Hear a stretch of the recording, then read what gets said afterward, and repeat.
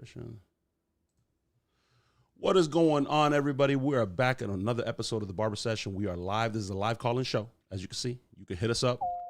Call 312-626-6799. When you're prompted, you're going to hit 4545 004545, and you can ask Teezy or any of these esteemed gentlemen any questions you would like.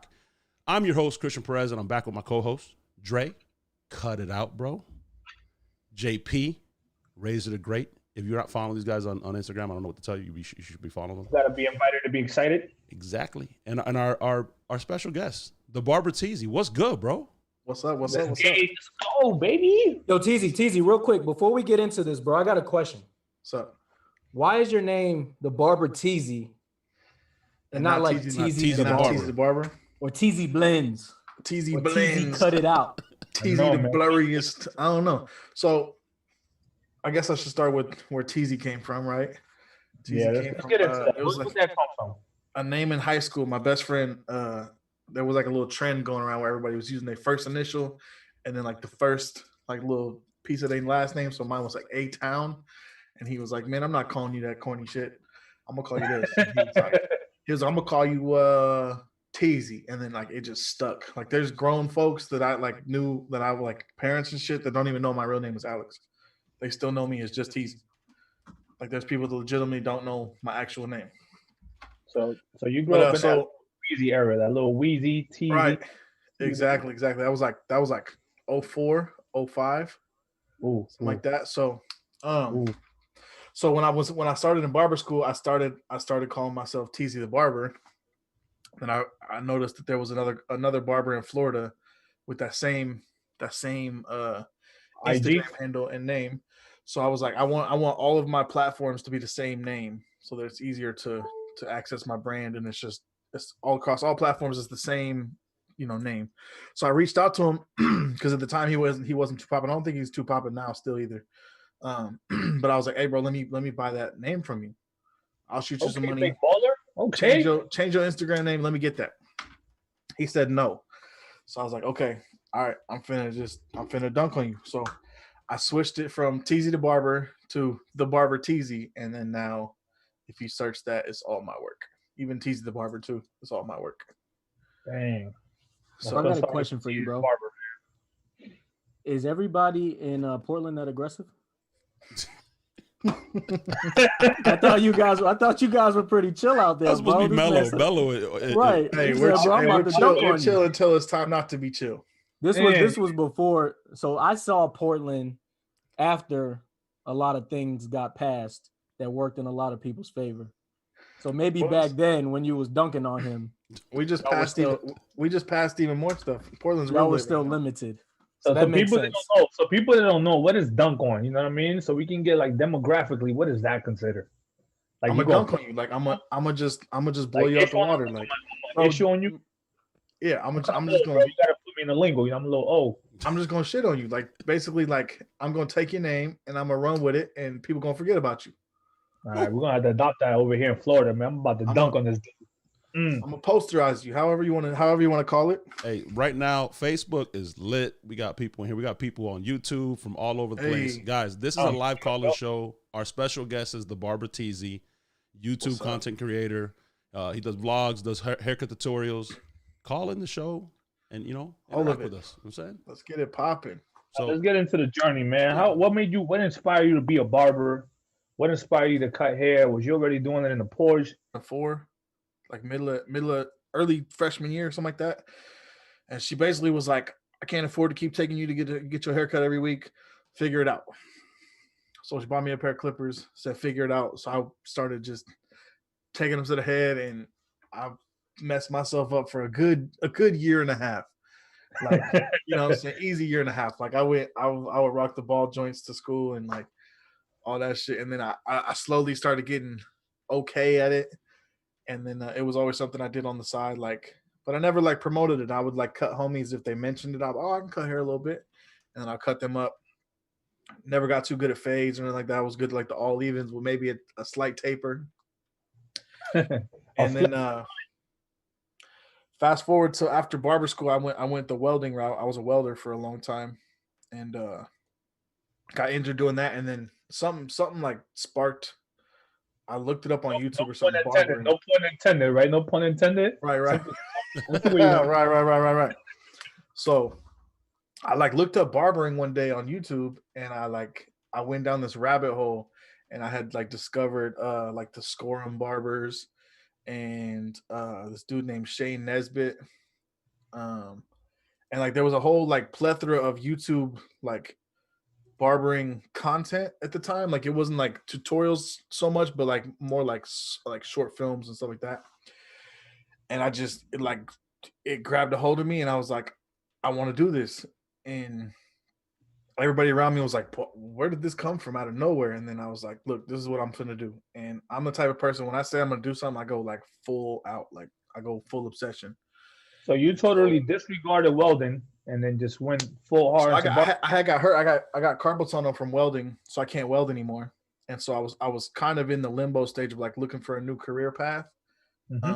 And then so I like found that, and like so I instantly switched from that to barbering, and it was like from there I called the barber school, asked them what's up. They said, I think I started like 3 weeks later after I called them or something like that. And then so I started barber school. I was working in Miller Paint, stacking 5-gallon buckets of paint for 12 hours a day. And then I would go to barber school right after that. So my day consisted of work at 5 a.m. till 5 p.m. and then had to be to school by 5:30. And then from 5:30 to 10:30, and then I would go home and start that all over again. I did that 6 days a week. That's dedication. Dre, you could relate to that. You was dedicated like that. Once upon a time, not long ago. Teezy. Yeah, that's pretty much the journey, bro. And then when I got, you said what? Go ahead. No, gotta continue. Oh, so when I got my license and I got into a shop, I was like, this is what I want to do. I'm going full crazy. So I went in. I was in the shop every single day from open to close. I did nothing but walk-ins, and then I just went like when I originally went into the barbershop, I was like, hey man, can I just do this part-time until I get my clientele base up, and then I'll come work full-time. And the owner of the shop, which is the owner of the shop that I work for now, was like, nah, I need somebody that's gonna be here full-time. And I was like, okay. And he was like, how much you make a week at where you're at right now? And I was like, $350 a week, something like that, $400. And he was like, if I can guarantee you'll make that, will you come work full-time? And I was like, say less. Quit my job the next day, and then started barbering full-time. That's pretty dope. Actually, no. Jeez. I take that back. I was not working at the time, because when I was at Miller Paint, my last week of barber school, I was like leaving work early to try to get extra hours to finish on time and finish early. And damn, I can't remember my boss's name, but shout out to this man though. This is the most love somebody's ever showed me at a job. So I was a temp at Miller Paint, and so we had to fill out our time card every week and then take it to the temp agency at the end of the week, and then we would get paid. So I was like, hey man, if you let me leave early Tuesday and Wednesday, I could finish barber school by Friday. And this was a Monday. And so he was like, you know what? Go get your timesheet. And this man saw me falling asleep in the break room doing book work and all this. He saw the grind. So he says, go get your timesheet. He filled out my whole timesheet plus 10 hours of overtime on that week and said, turn this in at the end of the week. Go be a barber. I don't want to see you in here again. Was there any time when you was going through barber school that based on your ability to cut hair, you got discouraged? It was like, I don't know about this. In the beginning, yeah, like I sucked at fading at first. You know, like I would try to do a fade and you would just see a fat line, you know what I'm saying, through it. So that was discouraging, but I just kept at it. And then I watched a million videos, talked to a million people. That happens to all of us. I think we all go through that doubt, right? I mean, it happened to me. JP mentored me, and I used to jack some people up. But guys, we have our first caller of the evening. Oh, we have our first caller of the evening. We started early today. Let's get it. 317, you're on the Tune 45 hotline with the Barber Teezy and the Barber Session. Go. State your name, brother. Where you from? Hey, what's up, man? I'm really the Barber, and it's the same thing on Instagram. Also, I'm calling from Indiana, man. Indiana, What's baby. What's going on? Hey, I got a quick question for y'all. If y'all got a sec, definitely. We got definitely time, baby. Go ahead. Hey, I'm 45, and I'm in barber school, man. I got 500 hours in Indiana. You got to have 1,500 hours. So I'm just looking for any tips that you guys would give to an older, expiring barber. I was, working in warehouses for the last, 20, 25 years. So this is my passion, and that's what I want to do. So you guys got any tips for me? That way I can get out of school, cold with it versus taking 2 or 3 years to get cold with it. Pretty much, man. Repetition. Repetition is key. But me being a barber from the Midwest, I know exactly that criteria of 1,500 hours. But the main focus, man, is that bookwork. You can definitely repeat constant repetition of haircuts. I'll get you there. But make sure you focus on that bookwork nonetheless, because you could easily go and become the nicest barber, and then fail that test, and then you regress. You know what I'm saying? Yeah. Right on. Right on. I don't think I had too many problems on that end. I think I only got maybe 2 C's to everything else been A's, but yeah, like any clippers you think I need to master starting off, I kind of got everything. So whatever the best clipper is that you can afford at the time. Basically, yeah, pretty much, man. It's within your budget. You go and we tell you go get a pair of Babyliss, and that'll run you about $180. But the reality is, can you do the same work with a pair of walls? More than likely. So go within your budget and what your pockets can actually reach, and then from there the constant repetition, and then as time progresses, you get you some better tools, man. How about I run down my arsenal, and what would y'all think I need to use? I got a pair of old school masters with the taper blade. In my barber kit, I got some magic clips. I ended up the taper blade on it because I don't really like the fade blade for some reason. I'm used to masters. I got a pair of caliber 50 cals with just a fade blade on it, and I got Oscar 76s. I actually got probably everything you need. A couple pair of Bro, sound like you got too many clippers. That's what I was saying. Sound like you got too many clippers. To me, to be honest. Yeah, I say we find. So that's you like find about 3 too many one or options. two. Yeah, 1 or 2 clippers, your workhorses, and you get that trimmer, and you perfect that system first. Exactly. And then before you start venturing out and using different clippers, using different tools, figure out your system first with a comfortable set, and then you can move on. Yeah, because right now it's like it's like when you go to a buffet. You kind of go and you look at too many things to the point where you don't know where to begin. So like Dre said, stay within a system, stick to that system with a couple of clippers. But as far as the Oster 76s, that's a clipper a little difficult to start with, because obviously the transition is a lot of clipper over comb. So I would suggest the I'm not familiar with the caliber is it caliber? Yes, sir. 50 cal mag, 3rd generation. Yeah, I'm not familiar with that clipper, but if it's in a guard system, you know what I mean. Stick with a guard system to start with, and like you said, man, build a pattern, create a pattern for yourself where it's constant repetition, because no matter the texture of hair, that particular pattern will help you. You know what I mean? Okay. I hear you say that you're an old school master fan. That's what I've been cutting my hair for the last 30 years, and that's what I always had, a pair of masters. Stick with that. Stick with what you're comfortable with, because once you master and sharpen that base, then when you venture off into different clippers, you have something that you're trying to compare that work to. So if I start off with the old school Andis master, and I know I could do a nice fade with this and a nice blurry fade, and I switch to a wall system, the guard system is different, the blade system is different. So now I have a base that I can compare that work to. Otherwise, if you're trying to spread that over too many clippers, you're not going to never have nothing to. You're never going to master one thing. Yeah, exactly. No pun intended. You're never going to master one thing. You want to literally be able to do whatever system it is that you've done with your eyes closed. Like you can literally do it frontwards, backwards. If you get lost, you know where you're at. You know where your guidelines are at. You want to master that one system. And as far as the clippers, you got a great set to start with. Like Dre said, you got a lot there, but you got a solid foundation to start with. Master those, and then everything else is subjective, bro. Like I get clippers just out of the enjoyment at this point, just because I want to try a new clipper. Kind of want to try a new system. I want to challenge. I want to switch it up. But it's more that I'm getting. It's more than I'm getting fussed at by my teacher. My teacher want me to pick up the masters. I don't want to pick up them heavy things. I'm 45 years old. You know, you're 45. Now if I had some cordless masters, it'd be a different story. Years young. You know, well, the reality is 45. That's a developed muscle. That should be all right. It's loose. It's stretched out. Right. The reason I'm sure the reason why he wants to pick up the masters because the master already have exact points where you can actually transition. So take that in consideration. The lever already has that little transitional point, so that's why he wants you to use that because it's easier for you to transition from there. But Indiana, I appreciate. What was your name? I'm sorry.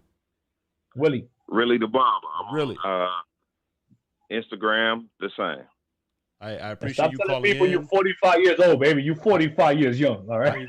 I appreciate you calling in, man. I mean, you're a I testament. appreciate y'all, man. You're a testament to it's never too late to start, man, and follow your dream, bro. Go kill it, bro. Go get it. I appreciate you calling in. Continue to inspire. Have a great night. You too.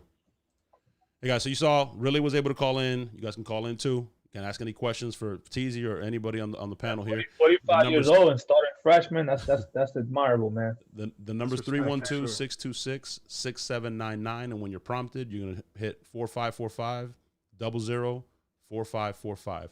Teezy, what are you charging nowadays, bro? And how did you raise your prices? How did you? The question everybody where'd you start? Where you at? And how'd you raise them?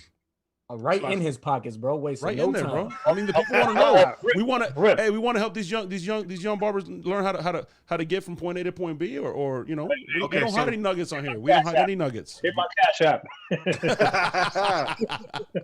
Okay, so I'm gonna start off by saying I've been licensed for 5 years now. Hey, you got big shoes to fill. Chris Loco just said in the chat he charges $1,000 a band.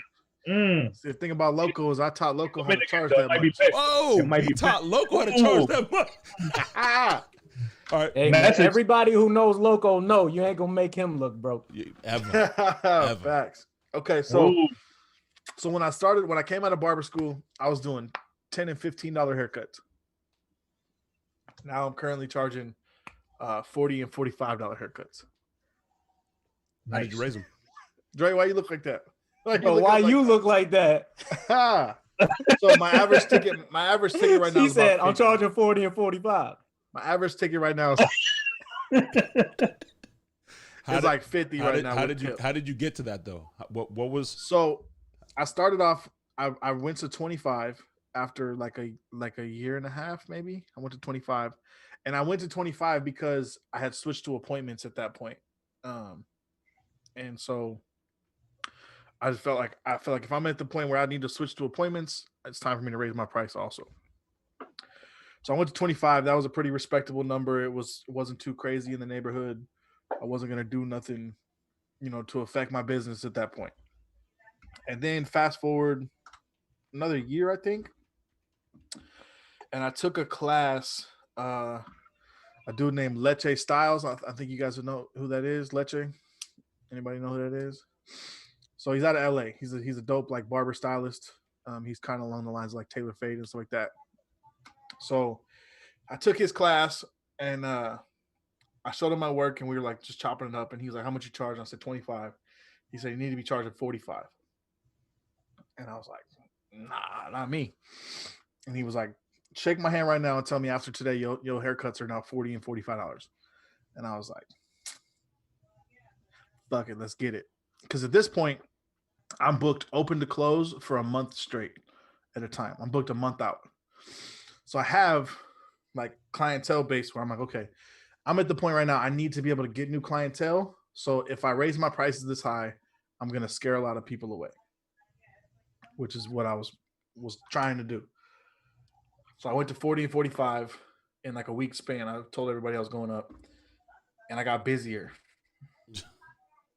It blew my mind. I was like, how does this work? How do I almost double my price and I get busier? So I've been at 40 and 45 for like a year and a half now, maybe a year, something like that. And I'm still consistently booked open to close for at least 3 weeks out. Tyler. So JP, you turned your camera off. You can turn that back on, brother. You got I don't know what I touched. I'm sorry. Wait, Teezy, Yo, you own your own shop now, correct? I'm in the process of buying the shop that I work So at. how's that going during COVID? And before we get to that, back it up a little bit. How is that going during COVID with all this? Or excuse me, how were you able to accomplish that? Get to that point where you were able to buy your own shop. What's the story behind that? So the shop that I'm buying is actually the first shop that I worked at coming out of barber school, which is kind of a dope, like full circle to my journey. But I had to venture out to a couple other shops for some drama reasons with the owner. But it's pretty much just been time and grind. That's pretty much what's gotten me to where I'm at now. And then now, after about 5 years, I finally have the opportunity. The owner finally gave me a price.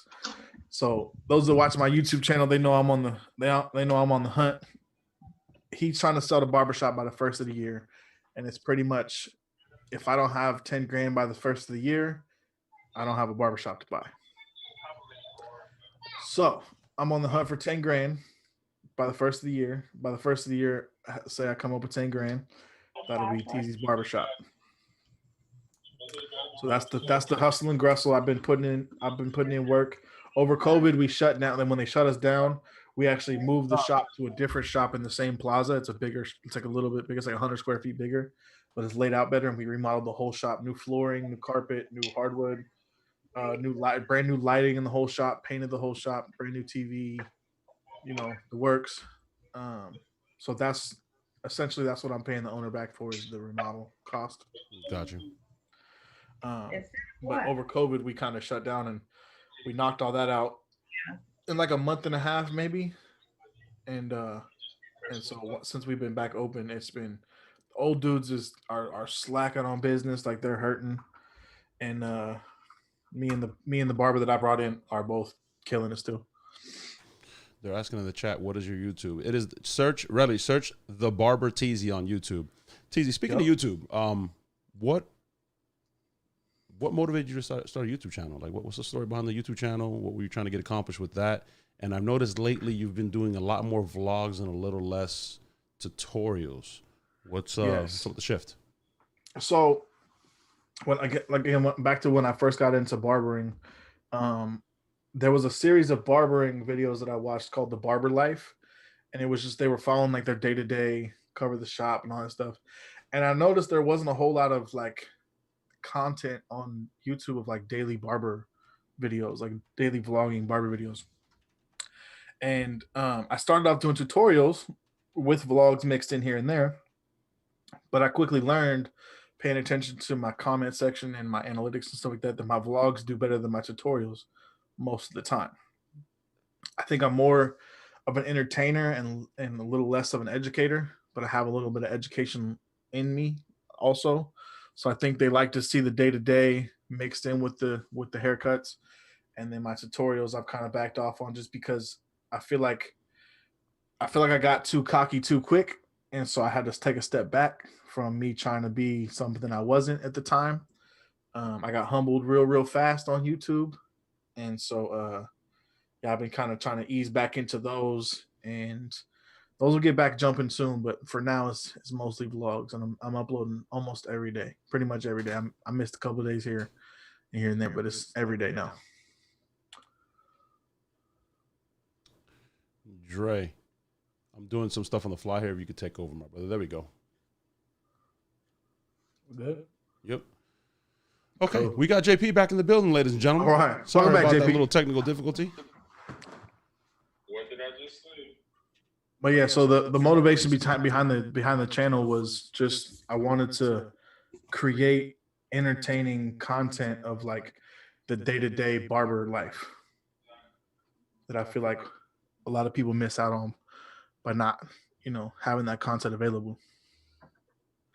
So what's next for you, bro? With this uncertain barber world we're living in right now. I mean, there's all this crazy stuff going on between COVID and shutdowns and potential shutdowns and spiking corona and not spiking corona. It's all over the place. How are y'all doing over there, by the way, with the whole COVID thing?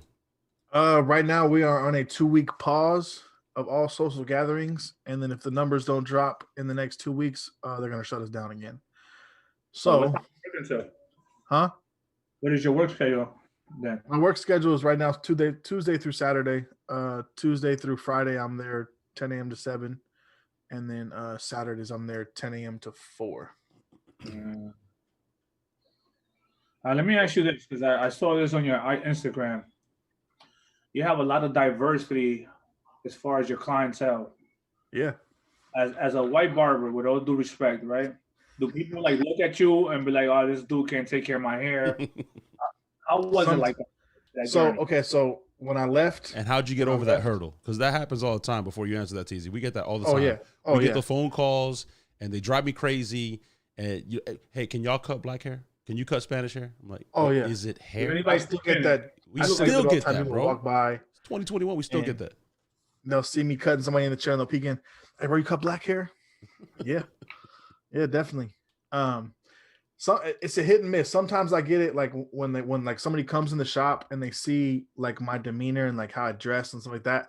They kind of either know that I can just based off the way I look and the way I talk and I act, or they ask and they're like, "Hey man, you cut brothers?" Yeah, man, I cut everybody, you know. So I actually, when I left Gary's barbershop, which is the barbershop I work in right now, the first time, I actually went to a barbershop called Champions, and it's a predominantly African American shop.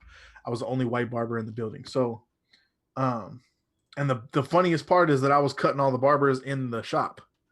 Like I was cutting a lot of the barbers in the shop. And so I had an instance, my first week there, I had a dude come in, and it was like my first Saturday in the shop by myself. It was one of those shops where like the barbers just kind of showed up when they wanted to. It was like some of them was on time, some of them wasn't on time. Everybody's disorganized. Yeah, but so I get there, I'm there at 9 a.m. on a Saturday. A guy walks in, and I'm so new, I'm still trying to figure out how to turn the speakers on and the TV and stuff like that on. So he comes in, he's like, "Hey man, you're the only one here." And I said, "Yeah, I can get you though. I don't got nobody's coming in until 10. And he was like, I'm gonna wait. And I was like, "Okay, cool, whatever. Have a seat, bro. I don't know when the next barber's supposed to be here, so it could be an hour, it could be 3 hours, I don't know." So he's sitting down, and granted, this shop is like, I don't even know, probably. How many chairs you would say? 10? Let me see, 2, 4, 6, 8. Probably 12. That's a big shop. 12-chair shop. I'm in the back corner. I'm in the owner's chair, the owner of the shop's chair. So nothing but space and opportunity in between us. And it's dead silent in there because there's no radio, nothing on. Another guy comes in and he's like, "Hey man, you're the only one here." And I was like, "Yeah, but I can get you. I'm gonna wait till 10 o'clock. And he looks over and he sees homeboy sitting on the thing waiting, and he's like, "Are you cutting?" Yeah, right. And he's like, "What time's the next barber come in?" And I was like, "I don't know." And he was like, he's like, "All right, if you work here, you must be at least decent." He's like, "I got something to do, so get me in the chair." I was like, "All right, let's get it." So the first dude that came in was like, "Hey man, if you cut him nice, I'll let you cut my hair." I was like, "Let me cut your hair?" "Nah, man, you wanted to sit down and wait. Sit down and wait." So I start cutting homeboy up, and you know when you get a new client in the chair and they're kind of nervous and their shoulders are all tensed up and they kind of just like looking every time you make a cut. So I take advantage of my size in situations like that. I will block them from the mirror so they can't see me. They have to like go around me to see, right? So defense, baby. Yeah, you know what I'm saying. Offensive lineman, bro. So I'm icing my man up. I do the blurry high taper with the crispy lineup. I hit him I do the whole right side of his head, the whole thing. I'm talking like enhancement, everything. And then I kind of stepped to the side. I'm like, "Man, you looking for something like that?" And he was like, "Oh shit, yeah, that's exactly what I'm looking for." So ice my man up. I shoot him a card. We shake up. You know, he's like, he books an appointment with me for the next week already. And so the next barber that comes in, I had just cut him the night before. And so homeboy was sitting there waiting, goes to get in bro's chair, and he's like, "Damn, bro, you crispy. Who cut your hair?" And he was like, the white boy at the end. And I was just sitting there like, look at you. So I definitely run into that. I'm blessed enough to have and I marketed myself this way too, like based on how I laid out my clientele of like who I was like pitching haircuts and stuff to. Is I would say I cut every single hair type every day. I cut straight hair wavers, I cut coarse hair wavers, I cut box tops, I cut Hispanic hair, I cut Asian hair, I cut Islander hair, I cut white boys, everything. I cut green hair. Anything with green, I'm cutting it. You know what I'm saying? So, but yeah, I definitely get the questions for sure. The barber was similar, man. It was like reliving the barbershop movie. Hey, that's how I felt when I was at Champions, bro. Because I was like, yo, if y'all, I had one lady, she came in and she was like, it was like 2 minutes before it was about to close, and she was like, hey, can anybody cut my son's hair? I know you're about to close, but, and all the barbers was like, not me. And so I was like, oh, I can get your son in, little man, I'll get him in. She looked across the whole shop and was like, do he know what he's doing? And I was like, nope, I don't. Matter of fact, I got something to do. Sorry. Oh man. And she was like, I'm just picky about. I was like, you wasn't finna question nobody else up in here but me. Well, the crazy thing is like looking at your IG or looking at your social media, I'd be more nervous if I had straight hair, because every time I see you cutting somebody, it's somebody with waves or you know what I'm saying, doing some curly hair. So right. I would be more nervous if I had straight hair. If you knew anything about Teezy, you say I'm good in that department. Right, I'm good, yeah. Like I said, most of the time though, especially the area I'm in, it's not really the hood, but it's like hoodish.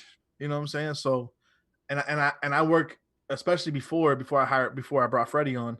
I was the only one in there that did like younger style haircuts, like modern day haircuts. So, cats will walk by and see the old dudes, and then they'll see me in there, and I wear pretty much the same thing to work, or the same thing every day. I wear like Dickie shorts, some Air Max 90s, and like some kind of shirt.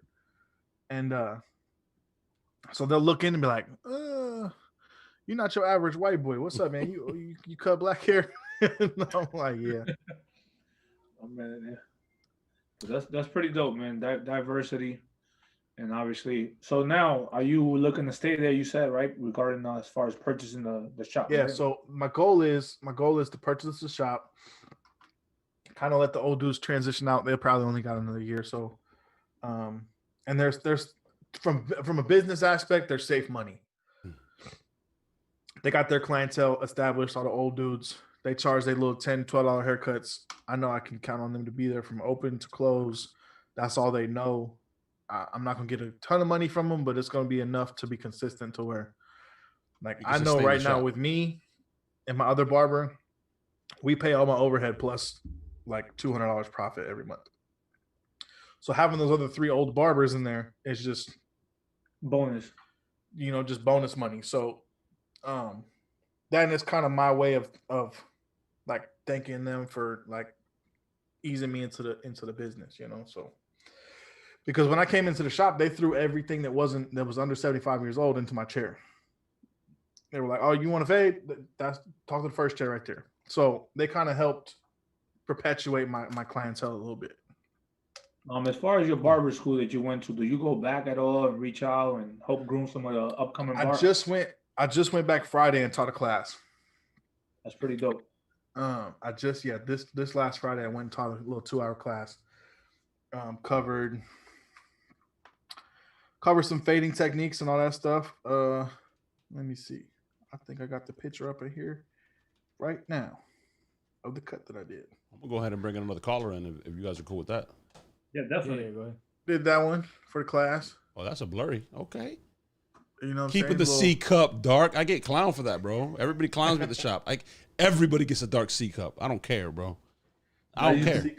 Extra crispy. Dark C cup. That's how I used to get mine. C cup nation. One time I got pushed back, and then I got a bald spot in my C cup. Now I had to get hot tapers. Never recovered, huh? L cup. Pretty much. L cup. And I know he's not watching this, but if for some strange reason you are, you know who you are, and you know I'll never forgive you. You know what you did to me. You got to live with that. Let's bring in this caller. We got from Tampa, from the 813. Who is this? Hey, from the 813. You're on the Tune 45 hotline. What is your question? What's your name? What's your statement? What's your question? What's good? What part of Tampa? Is that a It's your boy Chris Loco, man. Oh man, who brought? I'm out. Who brought? What up, him? dog? Who answered the phone? Who did that to us? Man. What's up? What up, though? Chris Logo. How you man. my brother? I'm good. You know, I had to come holler at the white boy one time. What's up, Loco? What's good? Hey, yo, I need my own little square though, Perez. Like, what's up with this, dog? This ain't. You need a fifth one for me. I don't got a 5-man overlay, bro. You know, if one of the co-hosts can't make it one day, you're more than welcome. But my co-host is Dre and J Pate, baby. You know what I'm saying? We're gonna have to boot Dre one time. You feel me? Oh my God! Dang, throwing shots, yo. Just one time. One time for the one time. Man. Thank you for calling. What is your question, man, for the gentleman? Hey, look. My man Teezy, bro. You know when Basio was on tour and you know Dre and I was part of that. You know, you've been to several tours with us. So since you're a very skilled white boy now and you charging, you know, 10 people over the head, is there a Teezy tour coming? Oh, I like the sound of that. A Teezy tour. A Teezy tour. Dre. Right. Handle that. Hey, what's that face he made earlier? There a Teezy tour coming, you know. Hey man, I'm gonna be humble and say I don't think it would sell out very well, but I would be definitely down to do it though. I don't sell yourself short, bro. Hey, you never know. Don't sell yourself short. You never know, bro. That's true. I have had a couple people hit me up and want me to come to their city and stuff. So it's something I'll look into. I'll say that. That's something I'll look into. Hey, bro, you need somebody else to look into it for you. Huh? Know a guy. Political. That's that political correct answer. You a politician, man? You smart? Hey, let me know. You see, I got the original 245 towel from CT Barber Expo. That's a throwback. Oh man, OG right there. That's a throwback. You don't know about that is a throwback. You don't know. I don't even know. Perez got the rest of them. Yeah, I got a black one. About 10 of them things per show. About 10 per show. You know, Perez sweats. Hold on. I don't care what y'all say. Hold on. Oh man, using it for UPS. They got to represent them. Okay. You see me? Okay. Got the shirt up there. On the back of that, it does say crew member. He got the whole catalog, Loco. Yeah, my man. Okay. You, bro. That man got a shrine back there. That's what's up, bro. Hey, man. I've been rocking with y'all since Basio announced that he was going to start a company called Tune 45 on an IG live stream. I still remember that day. I still remember how I even met Basio. All right, get into that. Let's cut into that. How you meet him? So I was following him for a while on IG and everybody, you know, and he came here for the Menspire class, and I was like going through IG one day, and then I saw his IG story, and he was like, "Portland, I'm here." I was like, "Huh?" I was like, fuck whatever I'm doing today. I got to go find this man in my city. So there was like a small barber battle going on, and I mean him had talked before and stuff like that on IG Live and stuff like that. So I found out that he was going to the barber battle through some other local barbers that had like been at the class too. So I go to the barber battle. I'm like, I'm on a mission. I'm like, I just have to meet Basio today. That's all I got to do. Just shake hands with the man, and I'm good for the day. So I walk into the barber battle, and I'm kind of walking back, looking for him, and he's talking to somebody. He looks up, and he was like, "Teezy, what's up?" And I was like, "Oh shit! Like, wait, what? You recognized me before I got a chance to, you know what I'm saying?" And so I'm like, "Damn, that's crazy." So we start chopping it up. We swap numbers, and then I was like, "How long you in town for?" I think he was leaving like that night or the next day, and so I was like, "Okay, bet. Let's link next time you come to town." And then that's where that friendship kind of started, was just right there. And then it just kind of progressed until I think CT Barber Expo. I might have took it. I think I took his class before CT Barber Expo because I drove 3 hours to Seattle to come take the hands-on class. That's when I got to cut Dre's hair. That was one of the dude with the C cup. That was him. Nah, I got the footage from that class. Dre said that was one of the worst, bro. That was one of the worst weekends that we had. I remember as a tour. I remember. So hold on. Dre keeps mentioning this, and y'all have like this little inside thing. You and Teezy, and now Local's laughing. I need some insight, bro. Y'all gotta provide people with some context. As long as Basio is not listening, we could talk about this.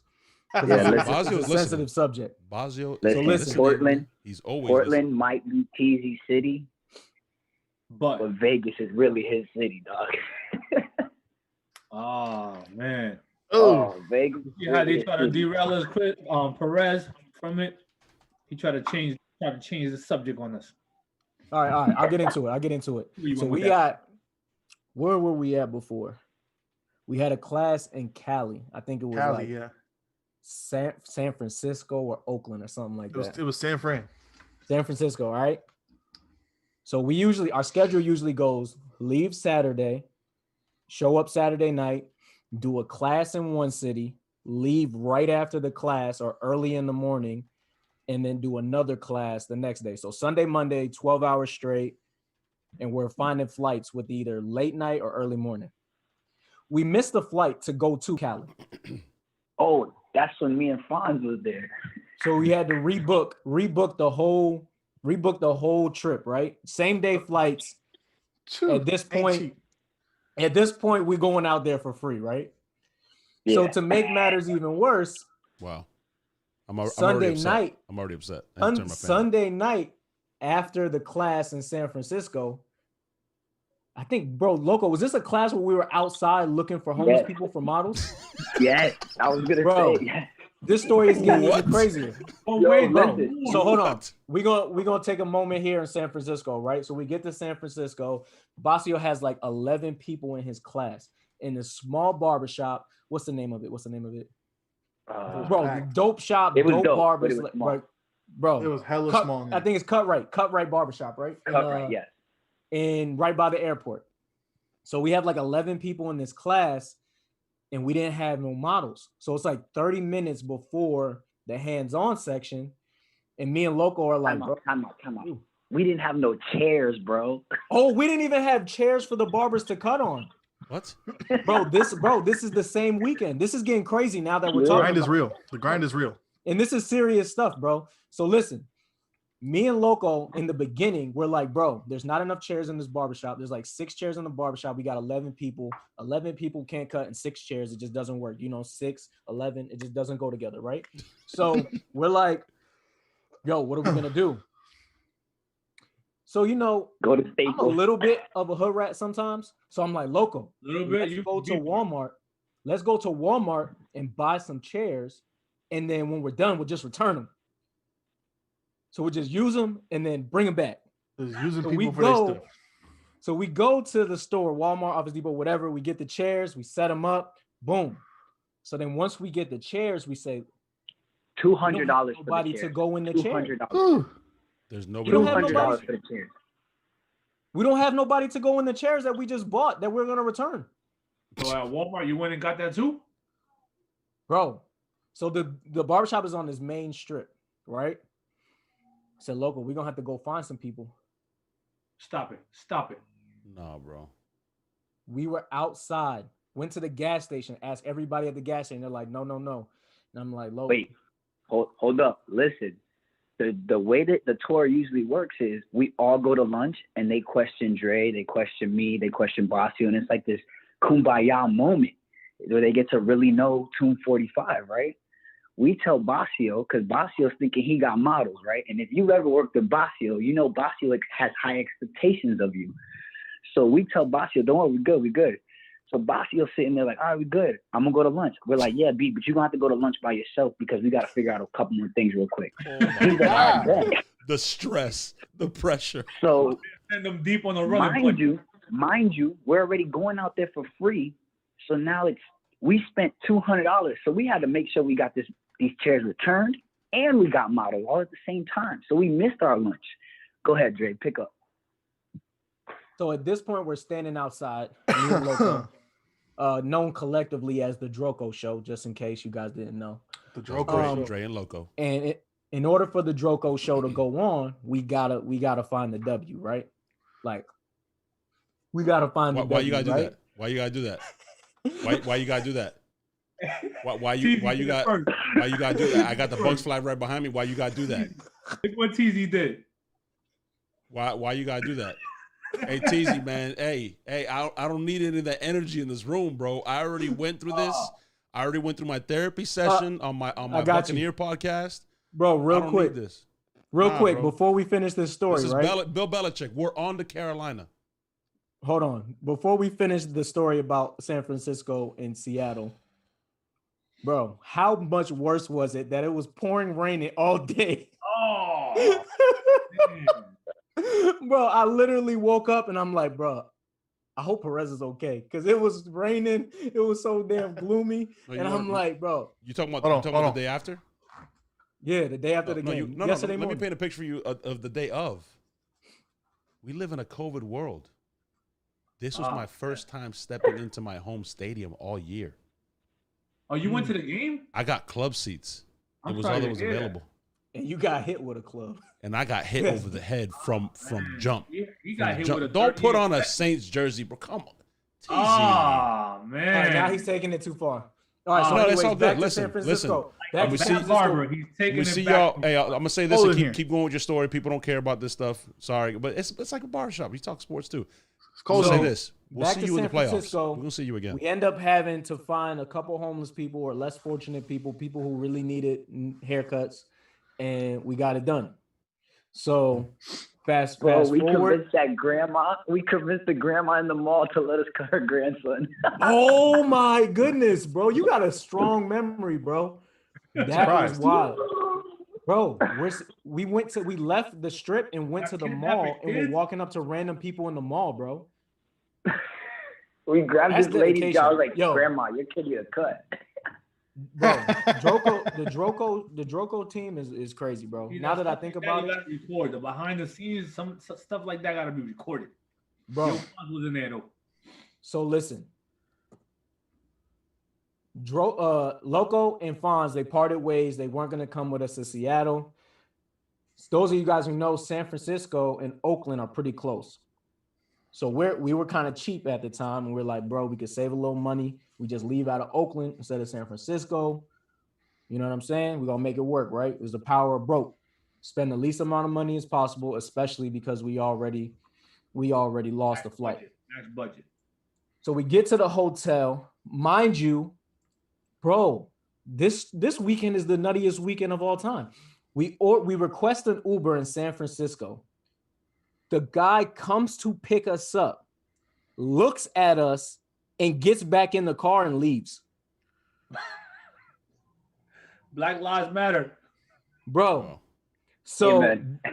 Bro, so we get to the hotel in Oakland, and it's like 1 or 2 in the morning, and we gotta wake up at like 4 to get to the airport. I set 2 alarms on my phone. 2, not 1, but 2, because I'm like, bro, we already missed a flight. I'm not about to miss another one. Guess what happened? Little did I know I was about to miss another one. Man, wake up at like 7 in the morning. Obviously, the flight is already gone. Wow. And landed. Bro, so we're on our way to the airport. We buy tickets, another set of tickets to fly to Seattle. We get to the airport to get on the plane to go to Seattle, and we bought the plane tickets for San Francisco airport, and we were in Oakland. Take that out. All right, back to my man T.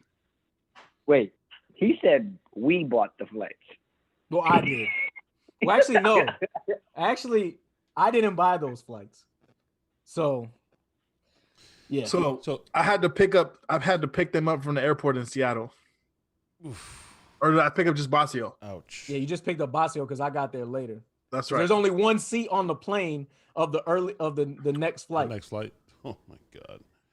Teezy, got a question for you back, bro. Bringing it back. You said you just went and taught a class at your barber school, right? Yep. What's the temperature of the schools nowadays with all this COVID stuff going on? It was interesting, bro. The class was small. Different. Like I think there was like four barbers in there total. The rest were like Cosmo students, but it was definitely different. Like they were doing a lot more mannequin work and less hands-on, I think. Yeah, I don't know. It was weird. Like when I walked in, part of it seemed normal, like the first set of it, and then when I looked farther into the end of the school, it was like nothing but mannequins, and I was like, oh, damn. And It was energy. It was speaking energy of low. school, Teezy, What's up? I said, speaking of school, if there was one thing you can tell yourself in school, knowing what you know now, what would that be?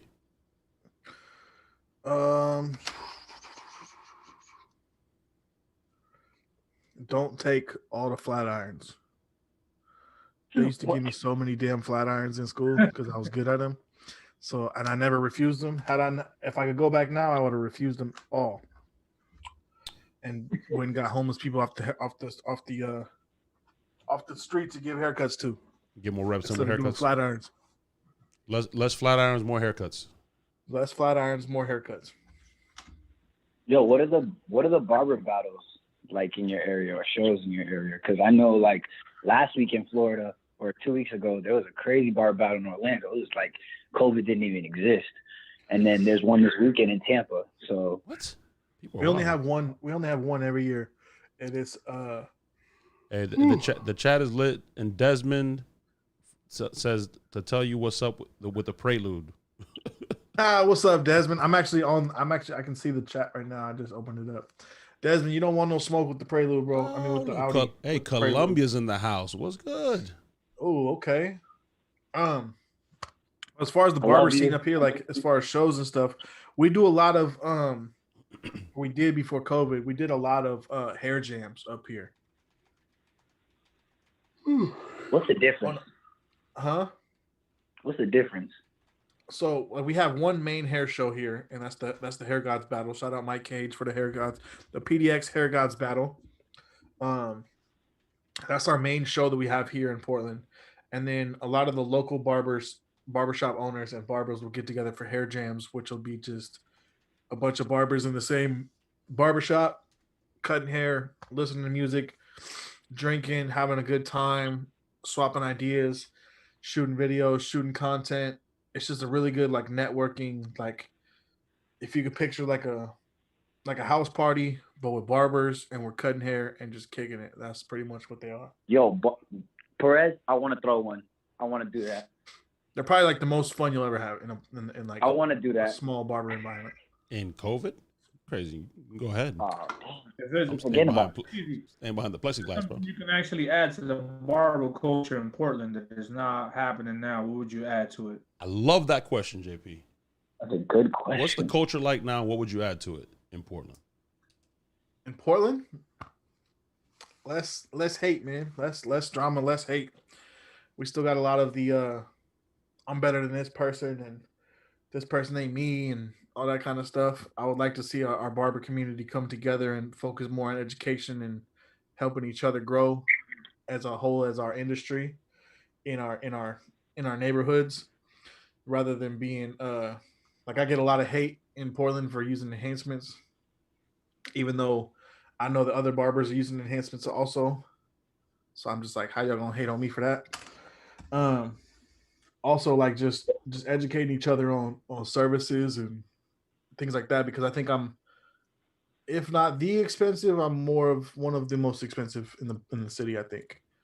And so I get a lot of hate on that. Like how you gonna charge that, and this person over here that's got, you know, way more of a stature than you doesn't even charge that. And to me, I'm like, hey man, that's his problem, not mine. Well, thank God you don't cut for that barber. You cut for your clients. Facts. Man. Hey, we got a shout out for JP from Styles. He said, shout out JP, the OG. And we got Macho Carrion here said, let's get real, guys. Talk about the basics, being in the shop 24/7, and the hustle. Dre, what you gotta say on that? And Philo, if y'all don't know what Philo is, Philo, let him know, Teezy. Philo, first in, last out, baby. That's the grind. You want to talk about the grind? That's the foundation. Everybody wants to show, you know, flashing money. You know, I got a full book and all this stuff, but nobody ever wants to talk about them days when you show up and you do one haircut and you're excited for that one haircut.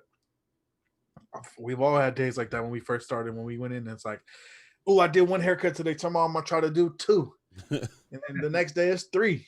And then after that it's like, damn, I only did 2 again. I'm going down. What's going on? What's funny to me though is how quickly people forget that though. Teezy. Oh, yeah. You know what I'm saying? Like, first in, last out. I'm going to take every client. I think Tyreek Jackson had mentioned that. Remember, Dre? And when we did the show down here, the Education with a Purpose, he said, you know, the my guy thing. My guy. Like, we're all excited when you see that one client that comes in, bro. Like, hey, that's my dude, bro. But then 6 months in when you're booked, that same guy may hit you up and, hey, look, man, I'm too booked, bro. You got to, don't bother me with that. Go to the app. Go to the app. Can't forget the basics, man. Can't forget the basics. I ain't gonna lie, I'm still guilty of that. My thing is, I'm like, if you gonna hit me, hey, man, go to the app. If you pull up, I'm gonna get you in. If you hit me and, hey, man, I could be there in like 2 minutes, and, hey, man, can you give me in 5? What about 6? Like, hey, man, I got an app for a reason. If it's not on the app and you say, hey, man, if I pull up, can I get a cut? That's all I need you to say. And I'm going to say yes. If you pull up, you're going to get in somewhere. How much better does the actual app make it for you as far as spending time with your clients and dedicating more time to that individual? You think it hinders us from actually communicating regularly with our clients like we used to? To me, it's priceless because when I'm on a customer, like when I'm cutting in the shop, the last thing I want to do is be checking my phone every 2 minutes because people are trying to check in what time I got, what day I got, all that stuff. So I actually have my Booksy link on a quick text. So I just hit BB and spacebar and it sends my Booksy link. So my text message response is just that's smart. That is smart. Bro, I forgot Loco was still here. Why is he still on? Why are we still got this guy here? Is this an extra co-host? What are we doing? Loco said he gonna make sure he get his square. Like, I'm gonna get a square on this show. Hey, he saw the layout on Facebook. He was like, man, that looks fire, bro. What is that? We don't have another call in? We haven't had another call yet. Hey, yo, let me stop taking the line. I'm gonna holler at y'all. Hey, all right, bro. All right. Later. Thank you for calling. JP, bro, I don't know who the Styles is, bro, but Style, where's it at? Dre. Yeah. Styles said, one time I did a messed up taper at Boyz II Men. I need you to do for me. Hey, I need you and Perez. What's up? To pull some strings for your boy. I'm still working at this. I'm still looking for the spot. I'm still looking for that squad member spot. Oh, the Tomb Squad. Oh, Tomb Squad. It was gonna add you, bro, until you pull that Saints flag out. Yeah, you pulled the Saints flag out, and that pretty much deaded that, bro. And for that reason, we out. you know what city 245 was born in, right? Like you know, it's just, I'm well aware of that, but I'm saying it was nurtured in my garage. What rhymes with Saints? Started grassroots. But hey, Styles. I don't know who Styles Morales. I don't know who that is, JP. But he said one time he messed up a taper at Boyz II Men. You said don't ever do that again, bro. He said, but I learned. But I learned though. That sounds like me right there. He remembered. As long as he Desmond, don't be scared, bro. You're on all my videos. Call in, bro. Desmond, call in. Call in, Desmond. Come on, man. Call in. Hey, real quick, while we wait for this call in, let me give you the illest JP story I got at the shop. Oh, let me hear this. It's the best JP I'm story. I'm like 2 weeks in the shop, right? This dude comes in and he got a hot top. Boom. He comes in. He goes, bro, I want to take half off the top, keep the shape. Boom. And I'm like, all right, bet. So I go to shape it. Bro, patch of it. I scalp him. I scalped this man. And when the piece of hair came off his scalp, hey, why does it always happen in slow motion? Like, bro, I tried to put the hair back. Every time. You try to put it back. You know how the kicker kicks the ball and that piece of grass come up and he be like. So anybody who knows JP knows that if you ever in some trouble at the shop, that's the guy you call. Like, you got a line that you need to get out, you call JP. The 90-degree angle ain't sharp enough, you call JP, right? So as soon as I put the patch back, I said, yo, JP, come here real quick, bro. Help me! So JP usually has an answer for everything. Right? Hey, bro, that's all you gotta do is. So when he came over there, he threw a shoulder with it. All you gotta do he looks at me in my face like I bought like a dad who is just so disappointed, and he goes, how'd you do that? What happened? What were you thinking? I don't know, man. Can you fix it? Can you fix it, please? Bro, this man JP gave my man an inside-out fade, a ball patch on the center of his head, and faded that joint out.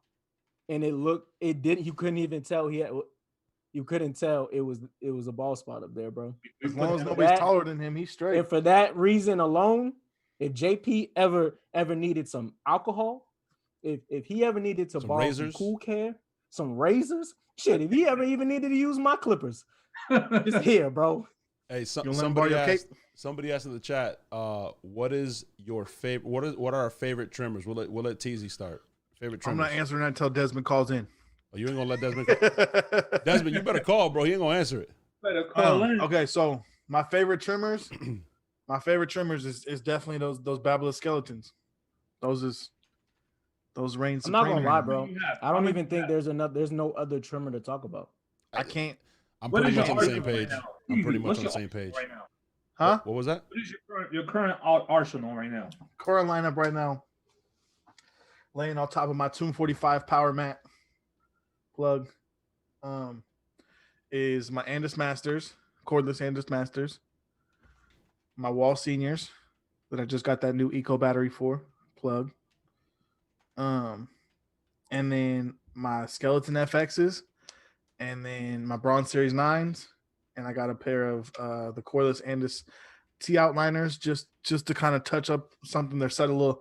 My liners are set kind of steps, so my Babylus's are set, not gapped but closer, and then my T outliners are a little bit farther back than that, so that I can knock out any shadow lines or anything that I can't get out with the Babylus's.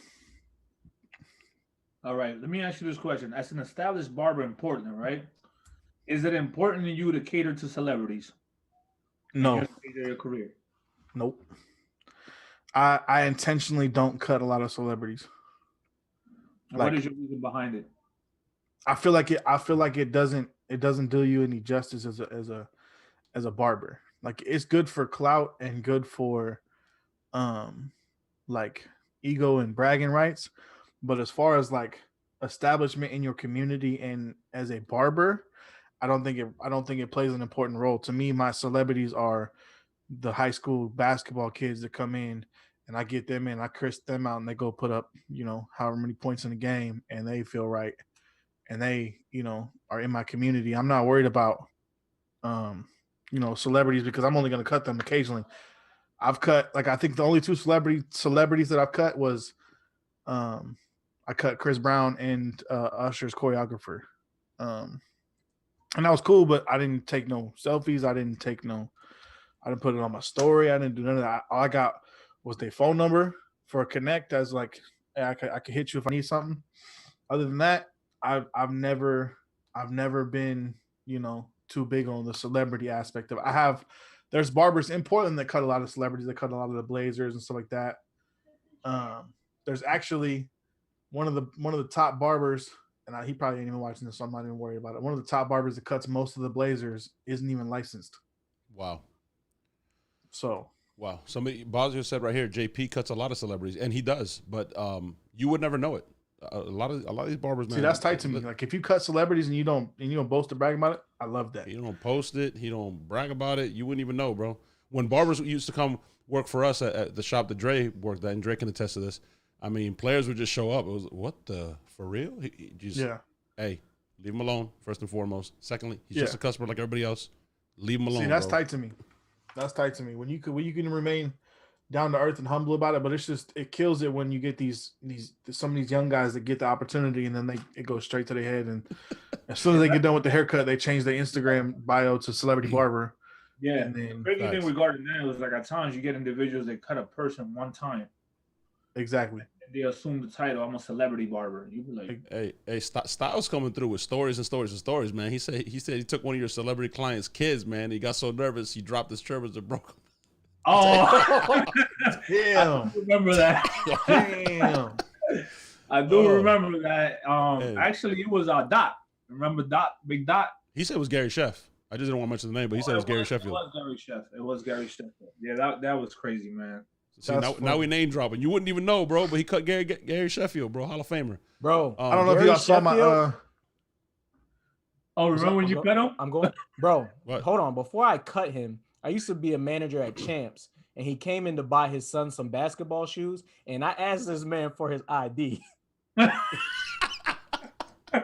His man hands me the black card, and I'm like, can I see? I said, I don't want to make this weird, but can I see your ID?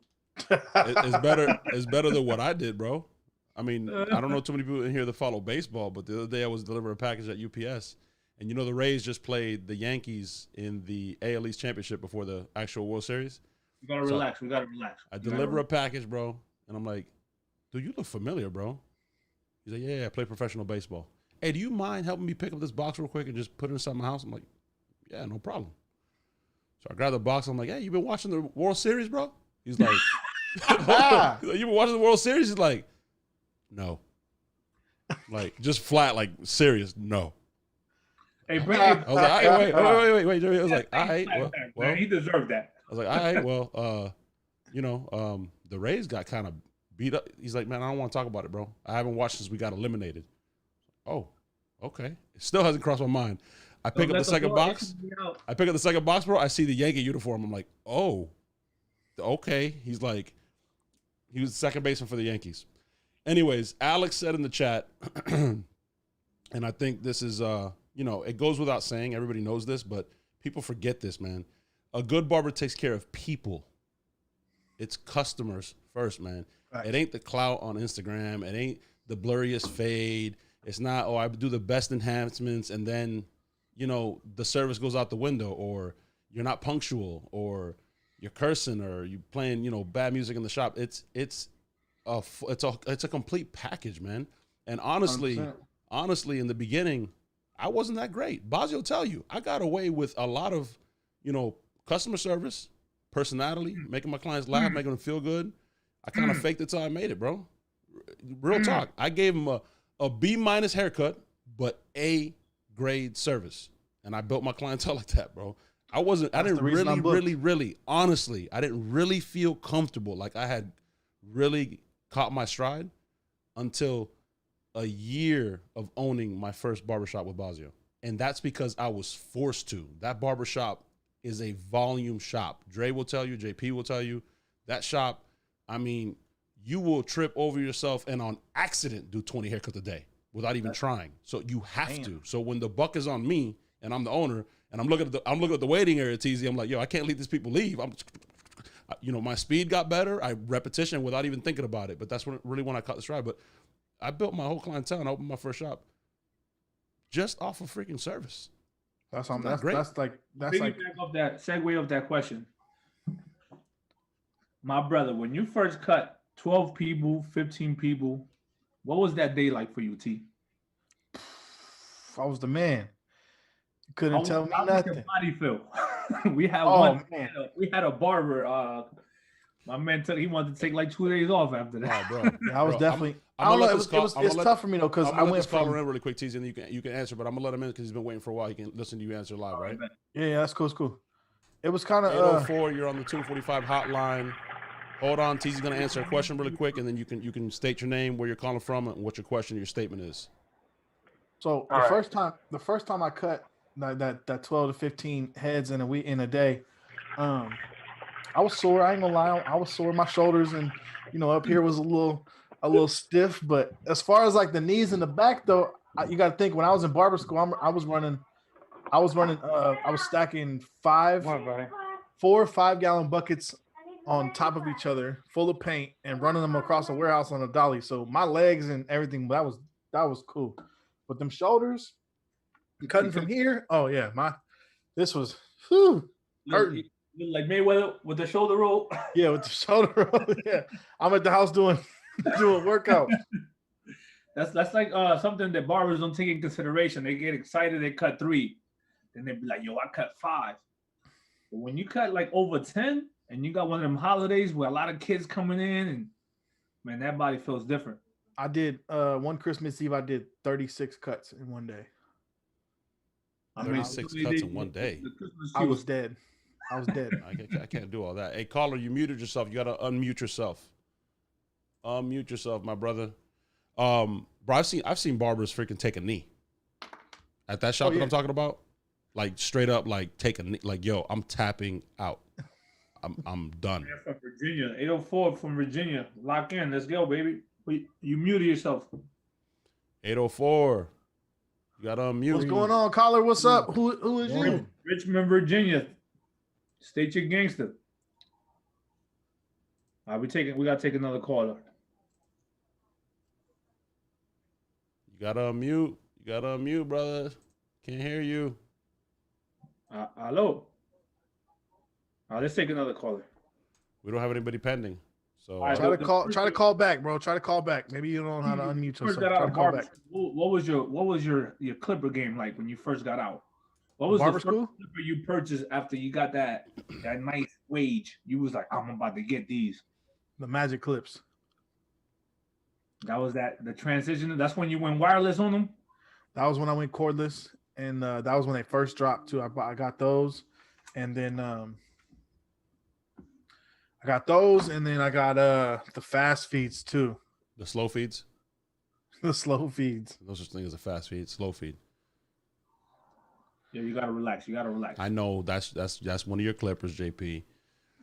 So you started out with the Magic Clips. I started out with the seniors, bro. I started out with the seniors, and then it wasn't until Basio came to work at the same shop that I was at that I transitioned to the Masters. And when I transitioned to the Masters, that's when I really found my groove, and I was like, whoa, these things are nice. They gave us Masters in our barber kit at school, and so I actually had bought a pair of Wall Seniors while I was still in school. So when I came out of school, I had already had a pair of Seniors. And then, so my first big clipper that I bought was the cordless Master. We got the caller back. 804, you're on the Tune 45 hotline. State your name, where you're calling from, what your question is, bro. Richmond, Virginia. Yeah, from Amelia, Virginia. What's going on, fella? What's your name? What's up? Look, man, first thing I want to say, if I could, if Chris Basio's listening, I remember a couple of days ago, I went crazy on him about a haircut, and I just want to apologize to him if he's still listening to the show, because I don't know why I went crazy on him about a haircut he did. I ain't thought that looked good, but I'm my bad. I must be having a bad day, and I kind of took it out on him for some reason. But Basio was a victim of circumstance. I mean, the haircut won't good. It won't good, but I ain't had to do all that. You know what I mean? So if you out there, Chris Basio, are you still a man? I still want them FX batteries when you make them. But my bad, bro. I respect everything you do. And I'm man enough to tell you that. So if you out there, you can hear it. My bad. But other than that, what's going on, Teezy, with that slow ass Audi you got? What's up? What's going on with that thing, man? Oh, you got a slow Audi? What's up with it then? No, man, that prelude ain't got nothing for that, man. I was just joking. I'm catching all bodies. Whoever wanted, I'm with it. Hey, Basio just responded. He said it's the best haircut he's ever done. What you mean? No, it wasn't the best.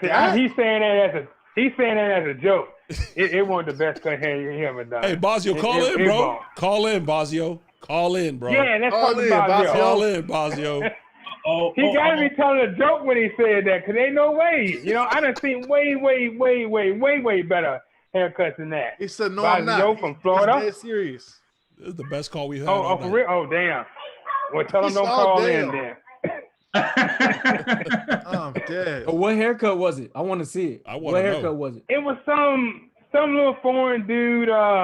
He had like a little splotch on the side of his head. I don't know. It didn't look good to me.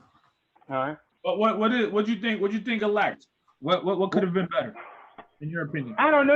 I don't know. It won't Basio. It won't that blurry fade that he normally do. But hey man, Carol's don't always sit in the same spot, So I don't know. So man, sometimes I want to know. Even Michael Jordan had a low scoring game. I don't. Like I say, man. That's why I wanted to apologize, because I went a little far with it, but it just wasn't good. I didn't think it was. It's on YouTube or on Instagram. We're gonna find it. We're gonna find his haircut. Yeah, it was on. You know how he do his daily vlogs every day. And and it was just it was a little young guy. It was a little young guy. That's all I can remember. He came in with a horrible, and like he said, the canvas wasn't good. But you know, did he have on glasses? Professional barbers. Y'all should be able to get whoever it is right. Oh boy, hold on a second. 352. You're on the 245 hotline. I think I know who this is. Welcome to the Barber Session live. 352. What happened to him? Hello, y'all can hear me? We can hear you now. 352. Is that him? This Y'all can hear me? That's the culprit? This me. Hey, Basio, quick question. Why did you give that man a haircut that my man said was far from your usual self? From your usual Basio cut self? What we want to know is, did you take one off, Basio? So let me break this down real quick. All right. Oh, when he says that, he's about to go in. First off, your boy in his prime, 15 was a slow day. JP will tell you that was a slow day. That was a slow Monday for your boy. I've cut a lot of heads in my lifetime, in my career, and the canvas that I had, 99% of people that would have cut that head would not gotten near the quality that I got him to. Yo, How tell many me when of to you stop. guys? Tell me when to stop. So you should. Huh? Which canvas? What you say? What was it? Basio West is in the building. It's down right there. The foreign dude that he's talking about is the light-skinned dude right there above me. No, stop scrolling. Go up. No, stop scrolling. I don't know if I can look at it at the same time. Whatever. Dre, go up. No, that's not foreign. Go up. Look at the foreign dude he's talking about. Go up. Him? Yeah, he's a foreign dude. That's right. That's not foreign. That's my cousin. Go up. Go up. That's messed up, bro. Go up. It's not him. That's not the foreign dude, Dre. No, he was short, dude. He was like a midget almost, you know. Keep going. I think he had to stoop down to get to him. Whoa, what's going on right now? No slurs. You see that guy right there? For real, no slurs. Him? You see that? That's who the foreign dude's supposed to be. He's talking about the redhead. Yeah. No, he had dark hair. No, not the redhead. Down. Him? Down one. The video before that. The Latin dude with the waves. That dude, yeah. The Spanish dude with the waves. So that's the foreign dude he's talking about. So it's a tough canvas. He had a birthmark on the side of his head. Is all I know. I remember that. That stuff. You talking about him? Yeah, that was the one. That's the one we were chatting back and forth on. I call it chatting, bro. You know. That dude ain't even foreign. That's crazy. Oh, he looked. I don't know what he was. Virginia. He looked like a typical Tampa. They don't have a lot of variety of people there. Yeah, we country boys. That's it. He found to you? Come on, man. He looked foreign to me. You know, he looked like he owned a 7-Eleven or something. Hey, Richie Rich. You didn't like this? He said 7-Eleven or something. That right there, you didn't like that? Oh man. Richie Rich, what's your Instagram, Richie Rich? Right. That's fire. That crazy. is pretty dope. Who said it was fire? That's fire. That's you said. Who said that? We all did. Y'all think that? Y'all think that was his? Hold on. Do you think that was his best cut? No, the best cut. That one his best Do cut. you see the canvas that I'm working It was with? a light-skinned dude. He had braids. He had the burst, like a high taper type of mohawk with the part in the back. The best That haircut was he's the ever best done is Dude clearly had the dark faded hair. beard. All I can say is he had dark hair. The faded Hold on, beard I'm with the about to- taper is the best. What's up? Hold Who's on, out? bro, because Bro, now what that is he's been going dropping on? every day, it's hard to find the video. But hold on. He dropping every day. It was 3 days ago, I think. We've I established can't remember what about it it is. We talking about the We've established best what it is. haircut. We talking about the best JP. haircut he's done. Watch that video, JP, and see what I'm working with. And tell me that ain't the best haircut that could have been placed on that man. Yeah, this one right here, right? What was so hard about it? This gentleman? Bro, how long you been cutting hair, bro? How long you been cutting hair? Let me say that first. Probably I ain't no longer than you've barber. been I'm just a alive. regular old dude. Probably I am a regular you're old not a dude. I always barber? cut my own hair. You're not a I ain't no barber? barber or nothing like that. I'm just a regular So old you dude. just talking. You just You don't even man. cut other people, and you talking about what's difficult and what ain't, and you don't even cut other people. Hey, I didn't say. Hey, you put words in my mouth now. I never said what was, what won't. I just said it won't. That's what you do, Bobby. Bro, That's you how said that you man are. I foreign. didn't put words. He I is didn't say a that. typical Dominican dude in Florida. ain't Oh, well, I can't.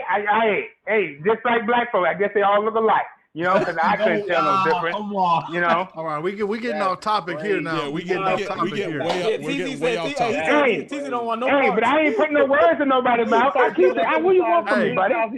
Hey, can we get back to the questions? What? Hey, yeah. What's the question? What was the question you had? For me? Oh, I don't know. It was just I don't even remember what the hell it was now. Arguing him, you know, but you know. Hey man, I mean, you know, like I said, that's why I call. Hey man, give me a break. I at least was man enough to say my bad for tripping on you. But the way I seen it, he did say his bad. All the other times that you done good haircuts, I just said, hey man, you know, nice cut or whatever. I ain't never heard you get mad about when I say, hey, you had a nice cut. It's what I'm saying, you know. So hey, I never got mad at you. I've never. Yeah, but I know it is seemed like, you know, normally we don't never go back and forth like that. So I was like, man, maybe you're a little upset about somebody telling him that's not there was good. No back and forth. You know, there was no back and forth. I said I responded, and you got tight, and I'm like, bro, you really need to relax. It ain't that serious. And then you got tight even more. I was so confused. And what you don't realize is I get hate every single day, every hour. Oh no, I won't trying to be all like that for real. But what you said, you know, it's hard for me to bite my tongue too, though. Bro, what you said to me was no big deal. It's cool. I was just trying to teach somebody. Yeah, and on the next video that you made, I kind of was like, damn, I felt like you were talking about me in a way, like, man, it's a guy. I think you were saying something about the Trump thing or whatever. You're like, man, there's a lot of people out there that's got a lot of stress going on. I was like, I thought about myself, like, damn, man, is he talking about me? Because I did go a little bit crazy. We just went through an election where people literally were. I heard you on that. People talking about killing people. Yeah. So I'm talking about I ain't talking about you, bro. Like, come on. Yeah, I know it, but it made me think to myself, like, damn, you know, I shouldn't went that far with it. You know what I mean? It made me kind of think like that. Not saying you was aiming it at me or whatever, but I was just like, man, I said if I would get a chance to apologize to him on something like that. When I seen Christopher live, I was like, this is the best haircut he's ever done. Bro. It took me a while to find it, but this is the best haircut he's ever done. That's the best cut I've ever done in my life. That's the best cut. Because it was such a hard haircut. What? No, Dre's haircut, not the other one. Dre's haircut. No, Dre's haircut is easy. The haircut he's talking about, the best cut I ever done in my life, because that was the hardest cut. That's the hardest cut to do. Oh, that was the hardest cut. So that's the best cut I've ever done in my life. It was Dre's was easy. Okay, just because of the difficulty. Because how difficult it was, right? I've ever done in my life. Exactly. That's what he means. Every hair doesn't cut perfect, man. Sometimes the cameras that these people bring. And I got you. Like I said, you know, all I said was, I think what all I said, I said, it ain't the best cut you ever done, and it went from there. How did it get? I didn't think so, but I'm just telling you, that's where it started. You know what I mean? That cut deserves a Do we got a question or we don't got a question? What? Hold on. What are you saying? The question is, what deserves an award? That shit should be. What deserves an award? That haircut deserves an award? Did you see it? Tell him where you mad, son. Tell him where you mad. Yo, Teezy, leave yo, you know that cut was like, you know the movie 300?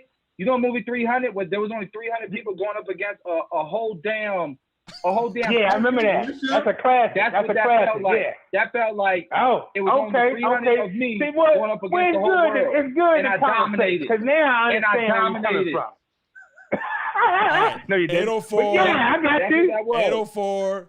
I love you. Thank you for calling in, bro. What? We have to get back on track. Let's get back to T. Hey, T, right now. Thank you.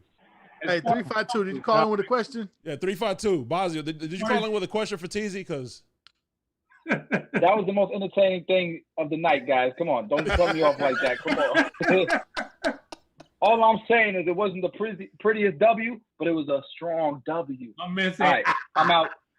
That's it. All right. Later. Oh, wait, bro, where do we go from like? Hey, Teezy, right? What is your favorite shoes right now to wear, man, on a long day, man? This is wait, man, because that's how we're gonna walk away from transition. This? That is a that's weak how transition. We're gonna walk away from this. We gotta walk away from it, man. What shoes you wear to walk away from? Time out. We gotta talk about this. This man wasn't even a barber. He just tried bossing. Hey, he has an opinion. How many dudes that don't play no ball think Jordan is better than one of the other LeBron? Go ahead and say it, bro. Because Jordan is better. Because Jordan is better. No, bro, just because you like his because you like his shoes, that don't mean he was better, bro. I'm not doing this, bro. We can have a whole Teezy podcast looks so about confused We're right not now. getting into this, Dre. Man. He's like, this is called the barber session. What is going on? Hey, right now? you don't cross the line. Dre, this is too much of an emotional topic for you. We're not getting into this. Yeah, we're not doing this. You right. Teezy, come on, Teezy. Right. Reel us back in, JP. Reel us back in. At the end of the day, you know, you have a long day, 15 haircuts, man. Shoes are important, man. What it is that you got on your feet that makes Right now I'm rocking Crocs. Right now I'm rocking Crocs. some Air Max 90s. Crocs. Those are very comfortable. Do you have a sole, an insole, or you don't have no insole? No insole. Well, I mean, like, I have an insole that comes with the shoe, but I don't have a specialty insole. Special one. I'm gonna let you know, man, as an old barber, there's certain things you might have to add as you transition, man, because your body breaks down. Oh, I'm already knowing. I'm already looking into them. Are you a stool barber or you stand up still? A stool barber. Yeah, that's real. That's a real like old man thing, bro. Cut on a stool, like on a stool. My man got a stool right there. Hey, listen. I'm just ready. I'm ready to cut some hair, bro. At any given time, bro. I gotta have my. I'm a stand-up barber. I stand the whole time. 10 toes down. Questions, man. You know, because somebody 10 toes down. Maria, don't be saying Crocs, ha ha ha ha ha ha ha, and give Dre some energy over here. Crocs are not. I got a question for you, right? Okay. Say at your barbershop, right? You have a barber who just wants to protect his body. He just wants to make sure that he's comfortable. Oh man, this is what you're not wearing Crocs in the barbershop. Even if he's heavily invested in Crocs. That sounds like a you problem. Ooh. So what's the deal? Let's talk about it. What's the issue? Crocs are not. What do you mean? What's the issue? You know, in a restaurant, issue. Why? I don't like Crocs. Let's start with that. So it's a preference thing. You just don't like them. You can't style on them with them. That's what it is. Listen, I'm just. We had this conversation. No, Perez. We're gonna let Teezy talk about this. You gonna cut me off of my own show? What the? That's what I'm saying. Damn. Excuse me. I heard what you had to say about it. All right. FYI, I'm no longer allowed to wear Crocs at Headlines Barbershop. I didn't get to finish before you rudely cut me off. So the Crocs you were wearing aren't allowed to shop. Open toe, white, crazy with shorts on.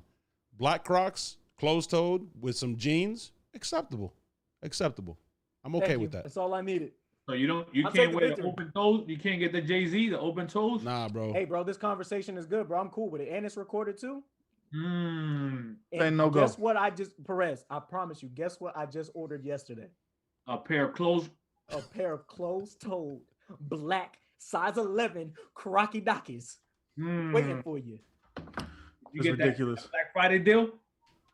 Nah, no Black Friday. Oh, you ordered prematurely. I got to deal with myself that if I buy the Crocs, I got to get the share too. I can't just get the shoe. I got to get the share. All right, let's get some more questions, and I got to get up off here soon. We got one more caller coming in. They're not in yet. But they're about to get in. They want to ask one last question. When you cut in hair, an individual that was like, man, give you a run for your money. You said what now? An individual you cut and gave you a run for your money. Nothing you gave him he really liked. He was like, yeah, this is cool, but have you ever ran into any of those problems? Like, I had one guy, he was a walk-in one day, and I swear to you, I did like 6 haircuts on this fool. 6 haircuts. And at the end of the 6th haircut, I was like, look, man, this all I can do. At this point, I can't take up no more time. I'm behind 2 appointments now. Like I can't do this. So unless you finna keep paying me for all these haircuts, this is a no-go for me. I'll give you the cut for free. However, we gotta settle this now, but I'm done cutting your hair. We're at a point right now where you can rock this for 2 weeks until you find another barber to go to. But right now, this is over with. 6 haircuts. That's crazy. What was the? And I have a strong feeling that you said it just like that. Oh, 100%. I don't think Teezy holds back on anything, bro. 100%. What was the texture of hair? Coarse, like super curly, coarse hair.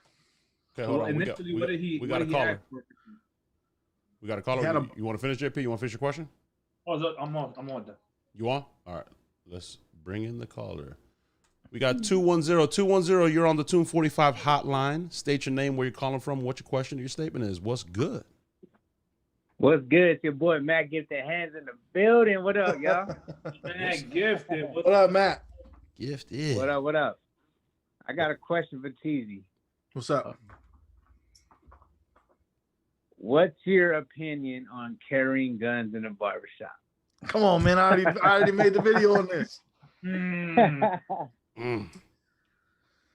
Okay. Just we'll keep pew, it. Pew, pew, pew, pew. We'll keep it simple. I broke my leg. Pew, pew. We'll keep it simple and say that. Yo, I know Bosio, Maria, everybody's dying right now. Yo, hey, Do you think Drake, it's necessary to carry in a barbershop? I don't think it's necessary, but I think it's welcomed. Welcome. Like, I don't think that every barber needs to carry in the shop. I mean, how do you feel as an owner? As an owner now that you're about to be an owner, how do you feel about that? About what? About barbers carrying in your shop. If you can legally carry and you can follow all the laws, by any means, brother, carry your gun. I carry mine every day. You sound like a killer. Huh? You sound like a killer. You sound like you might kill someone. Oh man. Definitely not. This ain't that kind of podcast. Yeah. This ain't the Breakfast Club. Nope. This ain't the Breakfast Club. I carry mine every day. I'm the only one in the shop that carries. So Okay. I welcome it, but I don't think it's necessary for every single barber to carry. I think it's based on demographics, like the area you live in. Because I worked in a few barbershops when I was in Minnesota. It was pretty rough. So I'm not gonna say I did or didn't, but it was needed. I'm gonna give you an example, right? The area where George Floyd was killed at, that was the very first barbershop I ever worked at in that area. Damn, okay. 38th, wow. right? So that particular area at the time that I worked there, even now, it was a lot of bloods in that area. Okay. So in that area, after a certain time, you had to have something on you in order to protect yourself. No, I feel that. It's changing a little bit though, right, Jay? Like, I mean, I get like when I started, you know, I'm a bit of a gray beard. It was mainly a cash business, but now, I mean, it's a lot of credit cards, a lot of transactional stuff. There's not as much cash as it used to be. I remember walking out of the shop, you know, not that long ago, 5-6 years ago, when you're walking out on a Friday, Saturday, with $500-$600. You know what I mean? Now you walk out with $100 and the rest is in cards. Well, but the people around you and they don't really know that. You know what I'm saying? So a lot of times individuals. I will say this.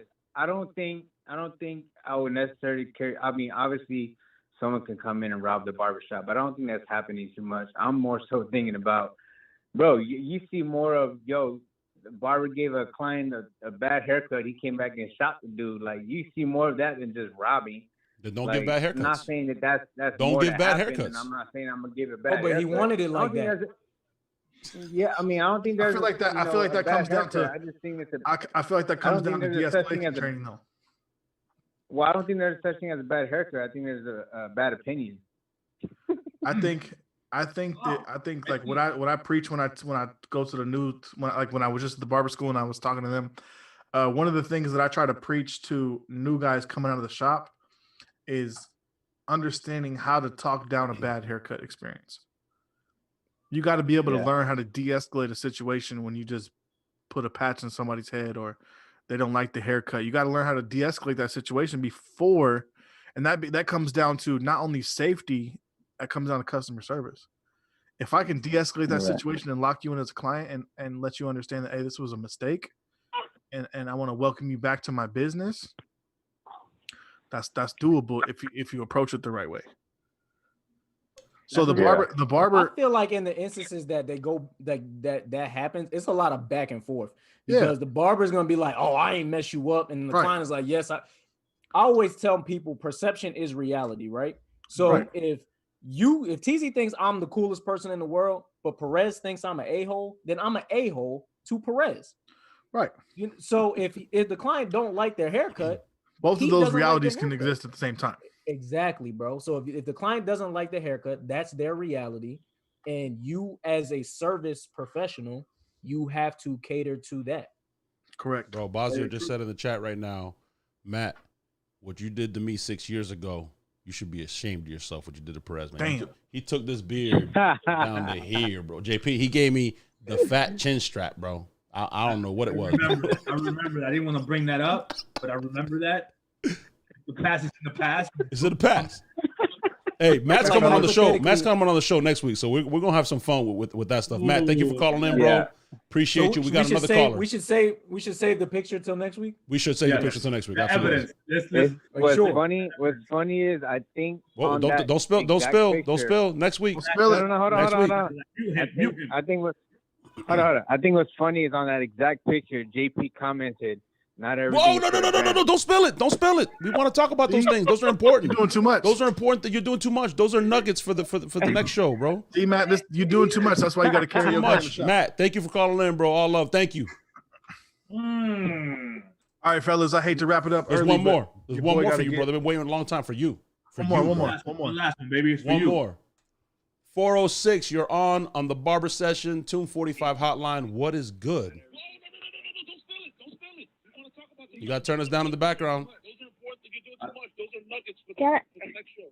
Hi. Hello.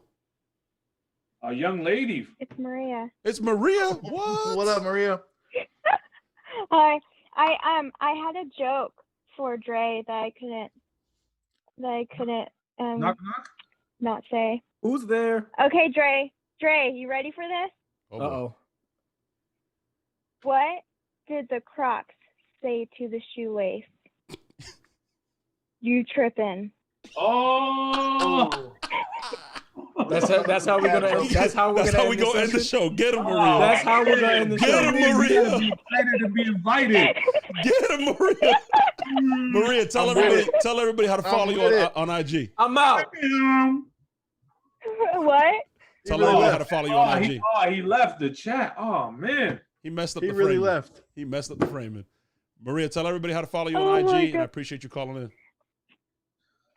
Bella Barbette. Bella Barbette. Hey, she does clean work. Go follow her. How's Montana? Freezing? Very, very cold, like 1 degree right now. Yeah, it's 88 over here. I'm sorry. You can keep all that. You can have that. Yeah. Well, I miss you guys. Have a good one. Miss you too. All right, guys. As usual, thank you for tuning in. Thank you for everybody that called in and participated. You see my Instagram right here. Follow me for any updates on what the next shows are going to be. We're going to go live every week. And you guys can call in and participate live with Dre, JP, and whoever the guest is. Want to say thank you and a huge shout out again to Teezy. I appreciate it. Thank you for coming on, Teezy. Last question for you. Whoa, you got to go. What's the best spot to eat in Portland, man? Best spot to eat in Portland? Ooh, that's tough. I'm going to give you top 3. Okay. Let's go. Wrap it up with that. Jack's Chicken. Taste Tickler. Whoa. I want to just trust me fast. What is Taste Tickler? What are they? What is that? Like it comes with a tube in the middle. Yeah. No. It's a sandwich shop. It's a sandwich shop. Okay. And then probably Trap Kitchen. Trap Kitchen. Yep. I love it. Teezy, how can the people follow you on social media? The problem with Portland is we got so many food options. It's hard to narrow it down. Like we have any type of food you could think of, we have it here. What are you guys known for though? What is Portland known for? When I get there, touchdown, we known for this. Voodoo Donuts, probably. Voodoo Donuts. What is a Voodoo Donut? Basio knows about Voodoo Donuts. I bet that's what it is, then, man. Teezy, how can all these people that are watching follow you on your social media? All social media platforms are the Barber Teezy, not Teezy the Barber. It is the Barber Teezy, the one and only. So I got Instagram, YouTube, Facebook, Instagram, Snapchat, Twitter, all of that stuff. The Barber Teezy. Follow your boy. I follow back. I don't know what happened. It's like Freaky Friday. JP and Dre. Dre is under JP's name, and JP's under Dre's name, and this is all jacked up because Dre left because of the croc joke. Anyways, you guys know how to follow JP. Follow Dre on Instagram. Again, I'm gonna be updating you guys on there, so follow me. And make sure you go to the YouTube channel, subscribe, hit the like button. And again, you guys can call in and interact with our guest or us. Who we got next week? Let them know so they can be invited to be excited, baby. Yes, sir. Appreciate y'all. Peace.